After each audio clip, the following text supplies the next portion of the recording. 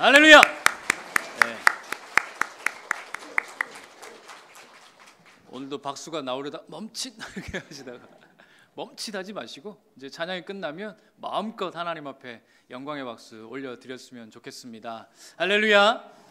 네, 2024년도 오늘 드디어 마지막 주일입니다.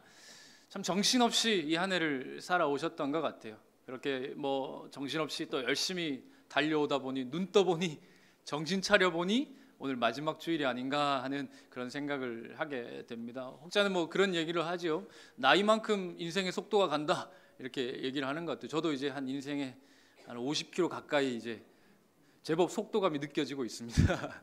그래서 저도 어느 날 정신 차려 보니까 벌써 12월에 이 마지막 주일을 맞이하고 있는 것 같습니다.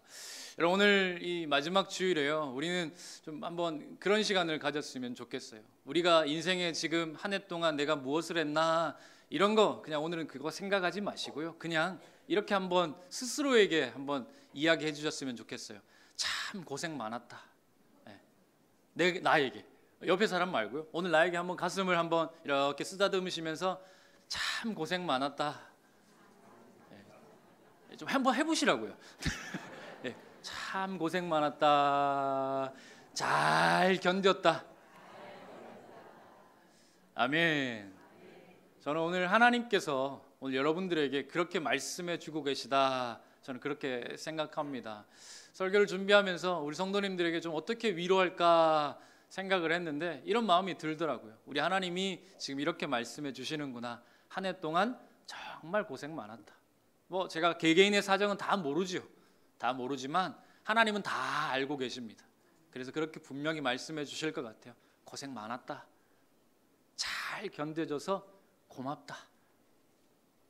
그렇게 지금 하나님 분명히 말씀해 주실 것입니다. 오늘 이 예배의 자리에서 그렇게 말씀해 주시는 그 하나님의 따스한 그 위로의 음성이 여러분들에게 들려질 수 있기를 간절히 소망합니다. 여러분, 오늘 우리는 이 삭개오라는 인물을 한번 만나보려고 합니다. 어린 시절에 주일학교만 제대로 나오셨어도 적어도 뭐 여러 번 뭐 횟수를 세하기 어려울 만큼 아마 많이 이 삭개오라는 인물에 대해서 들어보셨을 거예요. 여러분, 오늘 2절 말씀 우리 같이 한번 볼까요? 2절입니다. 시작. 삭개오라 이름하는 자가 있으니 세리장이요 또한 부자라. 여러분, 2절을 보니까요, 오늘 이 삭개오에 대하여서 우리에게 두 가지 사실을 알려주고 있어요. 첫 번째는 그가 세리장이다라고 말하고 있고, 또 두 번째는 이 부자다 이렇게 소개하고 있어요. 그런데 우리가 이 두 가지 사실만으로도요, 당시에 이 삭개오라는 사람이 어떤 인물이었는가 하는 것을 우리는 충분히 유추해 볼 수 있습니다. 먼저 여러분, 예수님 당시에 이 세리라는 직업은 절대로 좋은 직업이 아니었습니다. 왜냐하면 로마를 위해서 일하는 사람들이었거든요. 우리나라로 치면 일제 때 시대 때 순사했던 사람들, 일본 앞잡이 같던 역할을 했던 사람이 바로 이 세리였어요. 그 중에서도 세리장이었으니까 최고로 악질 중에 악질이었다, 이렇게 우리는 평가할 수 있는 것이죠. 여러분, 누가복음 7장을 보면 당시에 이 바리새인들이, 이 유대의 지도자리라 하는 사람들이 예수님에 대하여서 이렇게 평가를 내립니다. 여러분, 누가복음 7장 34절입니다. 인자는 와서 먹고 마시매 너희 말이 보라, 먹기를 탐하고 포도주를 즐기는 사람이요 세리와 죄인의 친구로다 하니. 여러분, 여기 말씀을 보면 그 당시에 바리새인들이 예수님을 향하여서 어떻게 평가했는가 하는 것이 단번에 드러나지 않습니까? 예수님이 욕심이 가득한 사람이다, 이렇게 말하는 거예요. 사실 어불성설이죠. 말도 안 되는 평가입니다. 그런데 그 평가 가운데에서 우리가 한 구절 속에서 이 당시에 세리가 어떤 취급을 당하였나 하는 걸 한 단어로 우리가 한눈에 알아볼 수 있습니다. 세리를 향하여 뭐라고 부르고 있어요? 죄인이다, 이렇게 부릅니다. 오늘 설교의 제목대로 하자면 이 죄인이기 때문에 이 사람들은 자격 없는 사람들이에요. 어떤 자격이요? 하나님께 구원받을 자격 없는 사람, 하나님의 백성이라 이름받을 수 없는 사람, 그런 자격을 갖추지 못한 사람, 그가 바로 세리, 또 그가 바로 삭개오였다. 오늘 본문은 우리에게 그렇게 소개해 주고 있어요. 그런가 하면 또 삭개오는요 부자였다, 이렇게 말합니다. 여러분, 한동안 여러분 부자 되세요 하는 그런 광고 내용 기억하십니까? 그래서 우리의 마음 가운데 여전히 살아있는 소망은 뭡니까? 나도 부자였으면 좋겠다. 여러분 부자 되기를 원하십니까? 예, 아멘 하신 분들 잘 들으십시오. 예, 오늘 성경을 보면요, 부자는요 천국 못 갑니다. 그래서 부자 되고 싶다라는 말 사실 조심해서 하셔야 돼요. 제 얘기가 아니라 누가복음을 보면 그래요. 부자라는 게 뭐 의미가 우리에게는 나쁘지 않지만 오늘 누가복음에서만큼은 이 부자를 결코 좋게 평가하지 않습니다. 여러분 말씀 한번 보겠습니다. 여러분 18장에 보면 부자 관리가 나요. 우리가 이제 부자 청년이라고 알고 있는 이 부자 관리가 나오는데, 이 부자 관리가 예수님께 나와서 이렇게 질문을 합니다. 선생님, 제가 어떻게 해야 영생을 얻을 수 있겠습니까? 이렇게 질문을 합니다. 그랬더니 예수님께서 그 부자 청년에게, 부자 관리에게 뭐라고 말합니까? 계명을 지켜야 한다. 그러면서 10계명을 이렇게 쭉 말씀해 주시잖아요. 그러니 또 이 부자 청년이 뭐라고 말합니까? 제가 어려서부터 그거 다 지켰습니다. 자신 있게 이야기하죠. 그때 바로 또 예수님이 이렇게 말씀하십니다. 너의 소유를 다 팔아 가난한 자들에게 나눠주고 그리고 나서 나를 따라오너라. 이제 말씀을 하니 여러분 아시는 것처럼 부자 청년이 어떡합니까? 근심하면서 떠나가게 됩니다. 바로 그때 예수님께서 이 상황에 대하여서 오늘 이렇게 말씀하십니다. 여러분 누가복음 18장 24절 25절입니다. 우리 함께 읽겠습니다. 예수께서 그를 보시고 이르시되 재물이 있는 자는 하나님의 나라에 들어가기가 얼마나 어려운지 낙타가 바늘기로 들어가는 것이 부자가 하나님의 나라에 들어가는 것보다 쉬우니라 하시니. 아멘. 여러분 예수님이 지금 비유적으로 설명하고 계세요. 여러분 낙타가 바늘기 아시죠? 그 말 그대로 바늘귀입니다. 그 큰 낙타가, 쌍봉을 가지고 있는 낙타가 바늘귀로 들어가는 게 쉬울까요? 어려울까요? 이건 쉽다 어렵다에 평가할 문제가 아니잖아요. 불가능합니다. 그냥 있을 수 없는 일입니다. 예수님께서 이게 쉬우냐 어려우냐 몰라서 묻는 것이 아니라 안 된다라는 겁니다. 부자는 천국에 갈 수 없다. 여러분 그러니 이 말씀이 그냥 재미있자고 하시는 말씀이 아니라 사실은 굉장히 엄중하게 경고 있게 지금 우리에게 예수님께서 말씀하고 계신 거예요. 그러니 우리가 처음으로 다시 돌아가서요. 여러분 이 삭개오가 어떤 사람이었어요?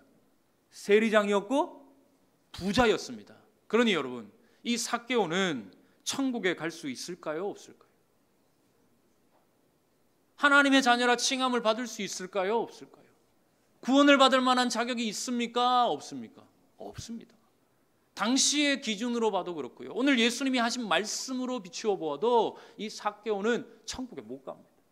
구원받을 만한 자격이 없는 사람이에요. 죽었다 깨어나도 이 사람은 하나님의 자녀다라고 칭함받을 만한 자격이 없는 사람이 바로 이 삭개오였다라는 겁니다. 그런데 오늘 9절 말씀을 보면 아주 놀라운 말씀이 나옵니다. 여러분 우리 9절 말씀 함께 읽어보겠습니다. 시작. 예수께서 이르시되 오늘 구원이 이 집에 이르렀으니 이 사람도 아브라함의 자손임이로다. 아멘. 여러분 여기서 말한 이 사람 누구일까요? 삭개오입니다. 아니 2절만 보아도 분명히 이 사람은 구원받을 만한 자격이 없고 천국에 들어갈 수 없는 존재다. 우리는 그렇게 본문이 지금 소개하는 것을 들었는데 9절에 이르러서는 예수님께서 이 삭개오를 향하여 뭐라고 선포하는 거예요? 그도 천국에 갈 수 있다. 그도 하나님의 자녀다 라고 선포하고 있는 것입니다. 할렐루야. 여러분 도대체 이 2절과 9절 사이에 어떤 일이 있었길래 절대로 구원받을 만한 자격이 없는 사람, 천국에 이를 수 없는 사람이었던 이 삭개오가 9절에 이르러서는 하나님의 자녀라고, 하나님의 백성이라고, 천국에 갈 수 있다고, 구원 얻을 만한 자격이 있는 사람이라고 말씀하고 있으니 여러분 이 둘 사이에는 도대체 어떤 변화가 있었을까요? 그 사이에 도대체 무슨 일이 일어났던 것인가 하는 거 우리가 오늘 이거 한번 좀 생각해 보기를 원합니다. 바라기는 오늘 주신 말씀을 통해서 우리도 나의 이 구원이 과연 무엇에 근거하고 있는가, 나는 오늘 과연 구원받았는가 하는 이 사실을 다시 한번 점검하시고 믿으시는 귀한 은혜의 역사가 있기를 간절히 소망합니다. 여러분 먼저 오늘 본문 3절 4절 말씀입니다. 우리 같이 읽겠습니다. 그가 예수께서 어떠한 사람인가 하여 보고자 하되 키가 작고 사람이 많아 할 수 없어 앞으로 달려가서 보기 위하여 돌무화과 나무에 올라가니 이는 예수께서 그리로 지나가시게 되밀어라. 아멘. 여러분 3절과 4절을 보면요, 삭개오가 반복적으로 무언가를 하고자 했다라고 말하고 있습니까? 어떤 겁니까? 예수님을 보고자 하였다. 예수님을 보기를 원하였다. 이렇게 말하고 있어요. 제가 자주 말씀드리지만 성경에서 자주 나오는 것은 중요하다는 뜻이거든요. 반복하여 강조하고 있는 것입니다. 그러니 이 삭개오의 행동은 오늘 우리가 좀 주목하여 볼 필요가 있는 그런 행동인 거예요. 여러분, 그렇다면 삭개오가 왜 예수님을 보고 싶어 했을까요? 어쩌면 삭개오에게는요, 좀 궁금증이 있었을지도 모르겠어요. 호기심이 발동했을지도 모르겠어요. 왜냐하면 자신은 세리이기 때문에 아무도 나에게 가까이 오려 하지 않는데, 들어보니 예수님은 세리의 친구래요. 죄인들과 가까이 한대요. 그러니 궁금한 겁니다. 도대체 그 사람이 누구길래, 아니 예수라는 사람은 어떠한 사람이길래 아무도 가까이 하지 않으려 하는 나 같은 사람, 나 같은 죄인, 나 같은 세리에게 친구하시는가? 그럼 너무 궁금한 겁니다. 그래서 아마 그런 궁금증 가운데에 이 예수님을 보고자 했다라고 그렇게 말하고 있을지도 모르겠어요. 그런데 여러분, 막상 삭개오가 예수님을 보려고 하니까 장애물이 있었죠. 어떤 겁니까? 첫째는 그가 키가 작았던 것 같아요. 우리가 일반적으로 작다라고 말하는 것보다 아마 장애의 일종이 아닐까, 그렇게 우리가 생각을 할 수 있는데 굉장히 키가 작았다라고 성경은 말하고 있습니다. 그러다 보니 여러분, 또 다른 장애는 뭡니까? 예수님 주변에 항상 사람들이 많았거든요. 사람들이 둘러싸여 있으니 여러분, 키 작은 삭개오가 발꿈치를 아무리 들러본들 그 너머에 있는 예수님을 볼 리가 만무한 것이지요. 그 장애물을 절대로 이 삭개오는 극복할래야 극복할 수 없는 그 상황에 놓여 있었습니다. 그래서 그가 선택한 방법이 뭡니까? 어린 시절부터 우리 교회학교에서 늘 들었던 얘기, 어디에 올라갔어요? 의견이 분분한데요. 원래는 우리가 뽕나무다라고 알고 있지만 이제 알려진 것, 그것이 뽕나무가 이게 이제 우리나라 들어와서 그렇게 바뀐 것 같고, 그때 그 시절에는 이게 돌무화과 나무였습니다. 그럼 그림을 한번 보시겠어요? 저게 이제 여리고에 가면 흔하게 발견할 수 있는 그 돌무화과 나무입니다. 어때요? 울창하죠. 그리고 또 보기에 올라가기 그렇게 어려울 만한 그런 나무는 또 아닌 것 같아요. 그러다 보니 키가 작은 삭개오가 올라가기만 한다면 충분히 그 너머에 있는, 사람들 너머에 둘러싸여 있는 예수님을 아마 볼 수 있었을 것 같습니다. 그런데 여러분, 또 문제는 하나 있어요. 어떤 문제냐 하면 저 돌무화과 나무가 삭개오가 올라가면 안 되는 나무였다라는 거예요. 무슨 말이냐? 그 당시에 이 돌무화과 나무는요, 누가 올라가는 나무였는가 하면 가난한 사람들, 먹을 것이 없던 시절에 이 돌무화과 나무는 가난한 자들에게 먹거리가 되었거든요. 그래서 아무나 그 나무에 올라가면요, 사람들로부터 비난을 받는 겁니다. 가난한 자들이 먹을 것이 없어 배고픔을 면하기 위하여 올라가서 따먹는 열매가 있는 그런 나무인데, 여러분 알다시피 삭개오는 어떤 사람이었어요? 부자였잖아요. 좋은 옷을 입고 돌무화과 나무에 올라간다? 이건 뭔가 안 맞는 상황인 거예요. 지금 할 수 없는 일을 지금 삭개오가 하려고 한다라는 겁니다. 그리고 여러분, 유대 사회에서는요, 당시 유대 사회는 체면이 정말 중요했어요. 체면을 목숨처럼 여겼습니다. 그래서 요즘도 중동에 가면 체면이 깎이면요, 그 집안의 체면을 깎이면 죽이는 일도, 그런 일들도 요즘도 일어나지 않습니까? 그러니 고대 사회에서 이거 체면을 중요시하는 사회에서 내 체면을 깎아먹는 행동을 한다? 있을 수 없는 일입니다. 그러니 지금 이 삭개오가 좋은 옷을 입고 뽕나무랍니다. 돌무화과 나무에 올라가는 거 여러분 상식적이지 않아요. 전혀 해서는 안 되는 일, 할 수 없는 일을 지금 이 삭개오가 했다라는 겁니다. 그렇다면 여러분, 삭개오는 왜 그 모든 상황들을 무릅쓰고 사람들의 비난과 책망과 멸시와 그 천대, 그런 것들이 충분히 예상되는 상황임에도 불구하고 왜 삭개오는 이 돌무화과 나무에 올라가서 예수님을 보고자 했을까요? 여러분, 그건 단순한 호기심 때문이다라고 말하기엔 앞서 말씀드렸듯이 이게 설명이 안 됩니다. 그냥 호기심 정도로 그 모든 일들을 감수한다? 여러분, 이건 말이 안 되지요. 그래서 제가 말씀을 드리는 것은 삭개오가 왜 이렇게 했을까? 결론적으로 말씀드리면 삭개오에게는 단순한 호기심이 아니라 그에게는 간절함이 있었습니다. 여러분 한번 따라해 볼까요? 호기심이 아니라 간절함이다. 그렇습니다, 여러분. 삭개오는요 간절함이 있었어요. 사람들의 무시와 멸시와 천대와 손가락질 따위는 아무렇지도 않게 여길 수 있을 만큼 내가 예수님을 만나야겠다, 나에게 예수님이 필요하다라고 생각하는 그 간절함이 이 삭개오에게는 불을 듯이 일어나고 있었던 것이죠. 그런데 여러분, 이런 간절함을 우리가 또 어디에서 찾아볼 수 있는가 하면, 오늘 우리가 이제 19장 1절부터 10절까지 말씀을 읽었는데, 오늘 바로 앞달라 18장 마지막 이야기를 보시게 되면 어떤 이야기가 나오냐면 맹인 거지에 대한 이야기가 나옵니다. 우리는 마가복음에서 그가 바디메오다 이렇게 알려져 있는데 아마 같은 인물일 겁니다. 그래서 이 바디메오가 예수님이 여리고로 지나가신다, 자기가 있는 그 앞을 지나가신다라는 이야기를 듣게 되었어요. 정확하게 어디 있는지 모르지만 눈을 감고 귀로 들려오는 소리를 들어보니 저 근처에 지금 예수님이 지나가신 것 같아요. 그래서 뭐라고 외칩니까? 다윗의 자손 예수여, 나를 불쌍히 여기소서. 얼마나 크게 소리를 질렀던지 사람들이 그에게 핀잔을 줍니다. 그만하라고, 시끄럽다고. 너 따위 거지가 어디서 이런 소리를 내냐라고 하면서 아마 그를 가로막았겠지요. 그런데 바디메오는요 그것에 굴하지 않습니다. 왜요? 간절함이 있거든요. 나에게 예수님이 필요합니다, 나는 예수님이 아니면 안 됩니다 라고 하는 그 간절함이 바디메오에게 있으니까요, 사람들의 어떤 방해와 그 가로막음은 문제가 되지 않는 것입니다. 그러니 더 크게 소리치는 것이죠. 다윗의 자손 예수여, 나를 불쌍히 여기소서. 여러분, 그랬더니 마침내 그 간절함이 어떤 일을 이루어냈느냐? 여러분, 우리 누가복음 18장 42절 말씀 우리 같이 한번 읽겠습니다. 시작. 예수께서 그에게 이르시되 보라, 내 믿음이 너를 구원하였느니라 하시매. 할렐루야. 여러분, 그렇지요. 보십시오. 지금 그 간절함이 어떤 역사를 이루어냈는가 한번 보세요. 지금 이 바디메오 그리고 삭개오 마찬가지지 않습니까? 원래는 구원받을 만한 자격이 없는 사람들이었어요.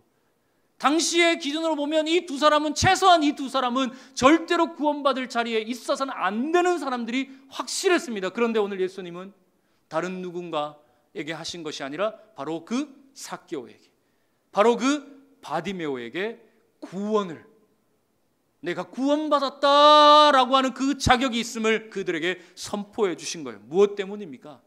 간절함 때문에.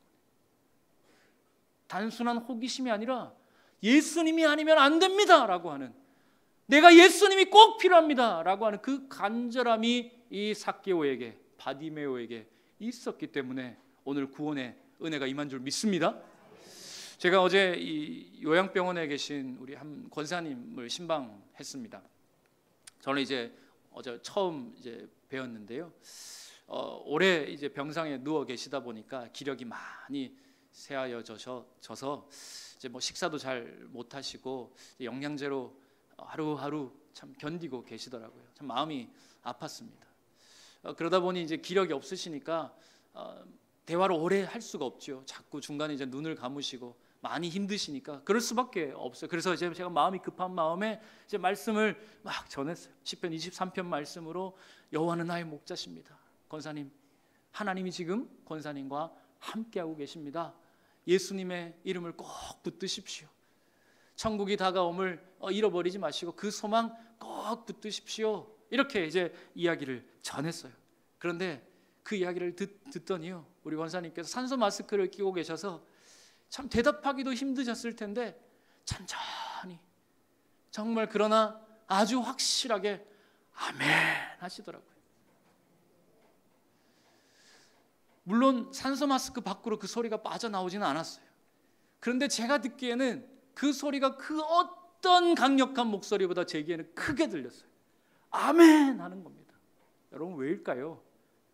간절함이 있는 것이죠. 생애 마지막 자락에서라도 예수님을 만나고 싶다, 예수님을 놓치고 싶다, 놓치고 싶지 않다라고 하는 우리 권사님의 그 간절함이 이 아멘으로, 그 병상에 오래 누워 계셨지만 그 아멘으로 그 목소리가 이제 고백되어지는 것입니다. 예수님을 향한 그 뜨거운 영적 갈망이 우리 권사님에게는 여전히 살아 있었던 거예요. 그래서 참 그 힘겨운 상황에서도 아멘 고백하는 것입니다. 사랑하는 성도 여러분, 오늘 우리의 신앙을 한번 돌아보셨으면 좋겠습니다. 나는 과연 그와 같은 간절함이 있는가? 오늘 이 예배당에 나와서 건강한 모습으로 앉아 있다 보니 어느 순간 이 자리가 익숙해져서 당연하게 내가 이 자리에 앉아 있는 것 같은데, 그러다 보니 놓치는 게 있지요. 간절함입니다. 예수님 만나야 하고 예수님 아니고는 안 된다라고 우리는 분명히 믿고 있는데, 오늘 아니면 내일 하면 되지, 내일 아니면 모레 하면 되지 하는 그 마음 때문에 혹 간절함을 여러분 놓치고 있지는 않습니까? 오늘 내 생의 마지막 순간이라 생각하며 예수님을 절대로 놓칠 수 없습니다 고백하였던 삭개오와 바디메오와 우리 권사님처럼 여러분 안에는 예수님을 향한 그 간절함이 있으십니까? 오늘 그 간절함을 회복하실 수 있기를 바랍니다. 여러분, 그 간절함이 우리를 이 구원의 자리로 인도해 줄 줄 믿습니다. 오늘 그 간절함으로 예수님 앞에 그 구원의 자격을 얻는, 또 받아 누리는 저와 여러분 될 수 있기를 간절히 소망합니다.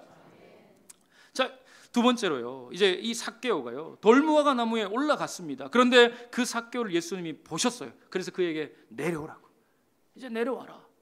그러면서 예수님이 하시는 말씀이 뭐냐면, 오늘 내가 너희 집에 유하여야 하겠다 이렇게 말씀하는 겁니다. 그 이야기를 들으니까 삭개오가 너무 기분이 좋은 거예요. 아니, 나를 만나 주신 것만 해도 너무너무 감격스러운데 그 예수님이 우리 집에 오신다고 하니까 너무 기쁜 것이죠. 그러면서 그 기쁨 가운데에 이 삭개오가 예수님을 향하여 이렇게 고백합니다. 여러분, 우리 8절 말씀 함께 읽겠습니다. 시작. 삭개오가 서서 주께 여짜오되 주여 보시옵소서, 내 소유의 절반을 가난한 자들에게 주겠사오며 만일 누구의 것을 속여 빼앗은 일이 있으면 내 갑절이나 갚겠나이다. 아멘. 여러분, 지금 삭개오가요 뭐라고 얘기하느냐 하면 내 소유를 가난한 자들을 위해서 내놓겠다라고 말해요. 그런데 여러분, 한번 생각해 보세요. 이 삭개오는 일평생을 무엇을 위해 살아온 사람입니까? 뭐니 해도 머니가 최고라고. 삭개오는요 이것 때문에 살아온 사람입니다.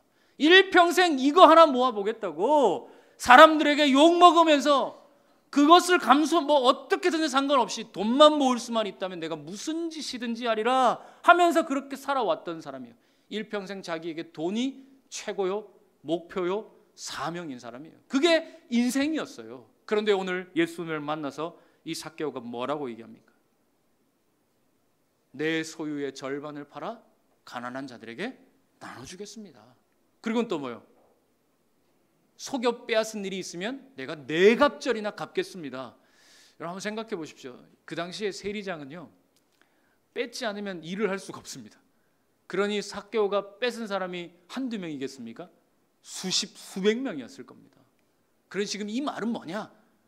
그냥 소유의 절반 4배 이게 아니라 그냥 내 거다 포기하겠습니다. 주님, 내가 일평생을 모아왔던, 내가 일평생 이것을 위해 살아왔는데 이제 주님 앞에 모든 것 다 포기하고 그거 다 내려놓고 주님께로 돌아가겠습니다. 여러분, 우리가 이걸 전문 용어로 뭐라 그러냐면 회개라 그럽니다. 처음 들어보셨죠? 자신의 소유를 포기하고 내 삶을 내려놓고 주님께로 내 삶을 돌이키는 행위, 여러분, 그게 회개입니다. 그런데 오늘 이 삭개오의 회개가요 우리가 하는 입술로의 회개입니까? 아니지요. 자신의 전체 삶을 드리는, 내 생애를 모두 다 예수님께 드리는 진정한 회개였습니다. 그런데 여러분, 여기서 놀라운 것은 뭐냐면 예수님께서 이 삭개오에게 회개라라고 말씀하신 적이 단 한 번도 없다라는 겁니다. 여러분, 성경 한번 읽어보십시오. 거기에 예수님께서 삭개오를 향하여 너 회개해야 돼, 너 그래야 천국 가, 너 그래야 구원받아 말씀하신 적이 없어요. 그렇다면 왜 삭개오는 이렇게 회개하는 삶을 살 수 있었을까? 여러분, 누가복음 5장을 보시면 베드로가 예수님께 부름받는 장면이 나오는데 밤새도록 수고하였지만 물고기를 한 마리도 못 잡았잖아요. 그런데 예수님께서 깊은 데로 가서 그물을 내려라 하는 그 이야기를 듣고 베드로가 말씀에 의지하여 내가 그물을 내리겠습니다 했더니 어떻게 됐습니까? 그물이 찢어질 정도로 고기에 많은 그 그물에 고기를 많이 잡아들였어요. 그리고 베드로가 이제 이렇게 고백합니다. 여러분 누가복음 5장 8절입니다. 시작. 시몬 베드로가 이를 보고 예수의 무릎 아래에 엎드려 이르되 주여 나를 떠나소서 나는 죄인이로소이다 하니. 여러분 베드로의 꿈, 그가 그동안 평생을 가져왔던 꿈이 뭐였을까요? 만선. 고기 많이 잡는 거였어요. 실제로 그 꿈이 이루어졌어요. 그랬으면 베드로가 당장에 그 물고기에 주목했을 것 같은데, 아니 이제 예수님을 만나고 보니까 물고기 따위는 중요한 게 아닙니다. 이제 그 눈에 뭐만 보입니까? 예수님만 보이는 겁니다. 예수님을 보고 보니, 예수님을 만나고 보니 이제 깨닫게 되는 거예요. 아, 내가 죄인이구나. 그동안 예수님을 만나기 전에는 내 죄가 죄인 줄 몰랐는데 예수님을 만나고 보니까 나도 모르게 내 안에 그 큰 죄가 깨달아지기 시작하는 겁니다. 그래서 예수님 앞에 스스로 고백하는 거죠. 주여 나는 죄인입니다. 나를 떠나소서. 여러분 오늘 이 삭개오가요, 예수님 앞에 이렇게 진정한 회개를 했던 이유도 똑같아요. 예수님을 만나고 보니까 그동안에 내 안에 쌓여 있었던 죄가 얼마나 큰지, 내가 사람들을 속여 빼앗은 것이 얼마나 큰 죄악인지 철저하게 깨닫는 것입니다. 그래서 예수님 앞에 회개하는 것이죠. 주님 앞에 진정한 회개를 올려드린 것입니다.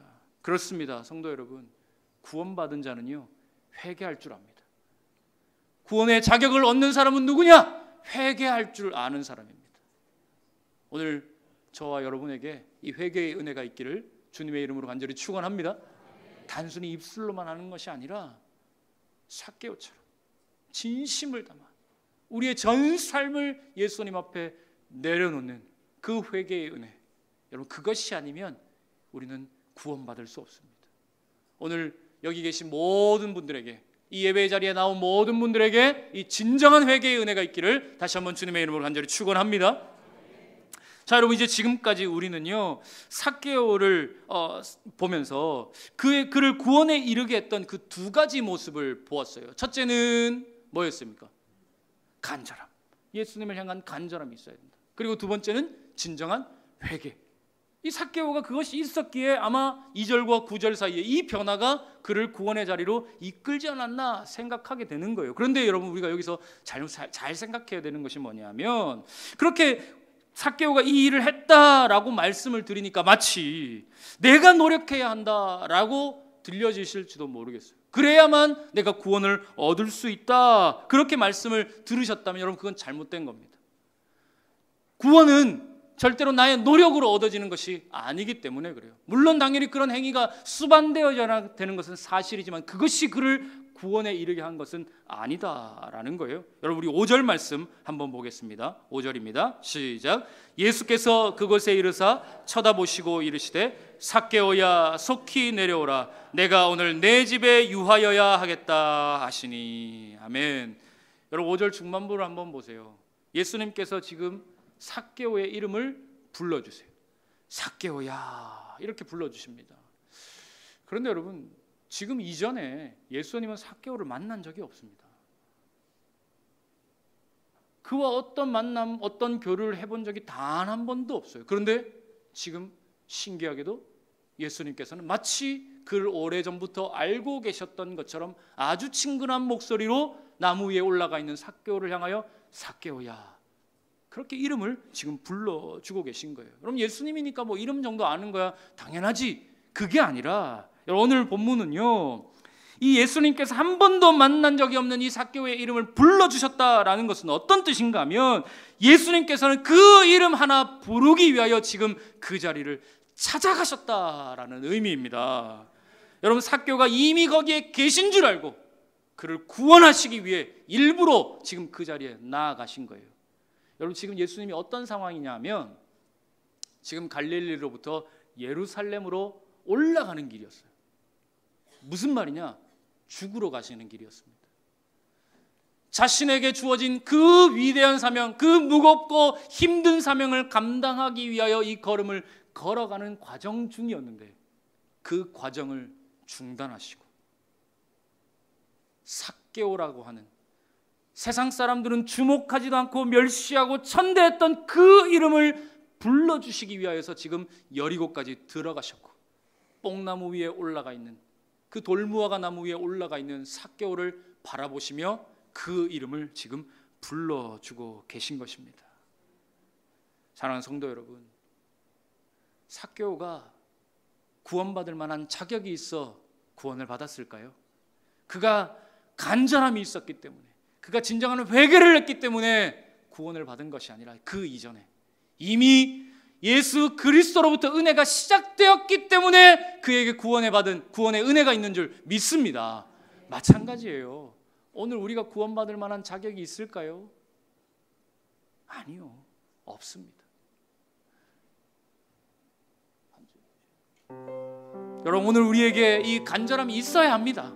당연히 진정한 회개가 있어야 되는 건 사실이에요. 그러나 그 이전에 이미 우리를 향한 예수님의 부르심, 여기 이 자리까지 여러분들을 부르셔서 나와 함께 하고자 지금 초청하신 그 부르심이 여러분들에게 먼저 있었기 때문에 여러분, 오늘 우리는 구원받은 자인 줄 믿습니다. 구원의 자격이 아무에게나 주어지는 것은 아니에요. 누구에게나 쉽사리 허락되어지는 것은 절대로 아닙니다. 그러나 오늘 예수님께서는 특별히 여러분들 한 사람 한 사람을 다 이 예배의 자리로 부르셨어요. 2024년이 이 마지막으로 마무리되어 가는 이 시점에 여러분들의 이름을 불러주시기 위하여서 구원이 아닌 다른 곳에 있지 않도록 여러분이 이 구원의 자리로 초청하시기 위하여서 여러분의 이름을 지금 불러주고 계십니다. 할렐루야. 여러분, 오늘 예수님께서 여러분의 이름을 부르실 때에 아멘 순종하시길 바랍니다. 그러한 자에게 자격은 없지만, 오늘 마땅히 우리에게는 자격이 없지만 우리 예수님께서 여러분들에게 그 은혜로 자격을 부어주신 줄 믿습니다. 너는 내 아들이다, 너는 내 딸이다 말씀하세요. 여러분, 이 찬양 부르시면서요, 오늘 자격 없는 자에게 주신 그 은혜, 그 구원의 은혜를 함께 찬양하며 나아가겠습니다.